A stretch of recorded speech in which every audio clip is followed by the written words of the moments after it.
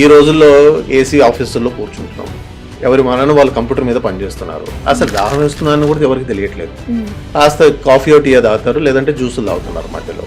ఈ దాహానికి చిహ్నమైంది. First of all 60% మందిలో ఆకలి దాహానికి చిహ్నం. ఫ్రీక్వెంట్ గా యూరిన్కి వెళ్ళాల్సి వస్తుంది అంటే జనరల్లీ అందరూ థింక్ చేసేది డయాబెటీస్ వచ్చిందేమో అని చెప్పి. రాత్రిపూట 4-5 సార్లు యూరిన్ లేస్తున్నారు అని అంటారు మా దగ్గరకు వచ్చినప్పుడు కూడా. మరి మీకు ఇబ్బంది లేదా అని అడిగినప్పుడు షుగర్ ఉందండి, మరి ఆ మాత్రం లేస్తాను నేను అంటారు. So there is a self explanation. వాళ్ళంతటికి వాళ్ళు ఈ ఇబ్బందికి నాకు షుగర్ ఉంది అని వాళ్ళే దగ్గర కన్వీనియంట్ గా చెప్పేస్తున్నారు అనమాట.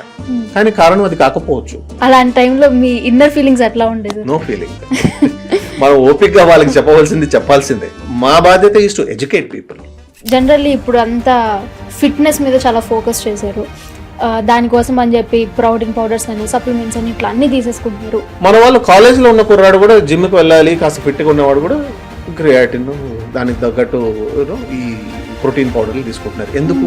శరీరానికి సరిపడ ప్రోటీన్ రోజు మన పల్లెల్లో అందుతుందా లేదా is the first question to answer. So ఇప్పుడు ఈ ప్రాస్టటైటిస్ లో ఎలాంటి సిమ్టమ్స్ మనకు కనిపిస్తాయి సార్? ప్రాస్టటైటిస్ అనేది చాలా వరకు క్లినికల్ డయాగ్నోసిస్ అండి. ఏదో ఒక పెద్ద పరీక్ష చేయడం వల్లనో, స్కాన్ చేయడం వల్లనో, బ్లడ్ టెస్ట్ లోనో, యూరిన్ టెస్ట్ లో కనిపించేది కాదు. ఎక్కువ మటుకు ప్రాస్టటైటిస్ ఉన్న వాళ్ళకి మూత్రం వెళ్ళుతున్నప్పుడు మంట రావడం ఒకటి, యూరిన్ వెళ్ళేసి వచ్చిన కాసేపటికి కూడా మళ్ళీ వెళ్ళాలని అనిపిస్తుంటది. అది ఇరిటేషన్ వల్ల. Sir generally UTI urinary tract infections women కే వస్తాయి అంటారు, బట్ మెన్ లో కూడా వస్తుందా? మగవాళ్ళలో ఆడవాళ్ళతో నిమిత్తం లేదు, అందరికీ యూరినరీ ట్రాక్ట్స్ వస్తాయి. ఇంకొక సెట్ ఆఫ్ పేషెంట్స్ ఉన్నారు. మీకు యూటీఐ వచ్చింది, మీకు ప్రిస్క్రిప్షన్ ఇచ్చాను, మీ ఇంట్లో మీ పిన్ని గారు వచ్చారు, ఆవిడ కూడా నాకు యూటీఐ ఉందని చెప్తుంది, మీకు సిమ్టమ్స్ ఏం చెప్పదు, నాకు కూడా యూటీఐ వచ్చిందిరా అంటది.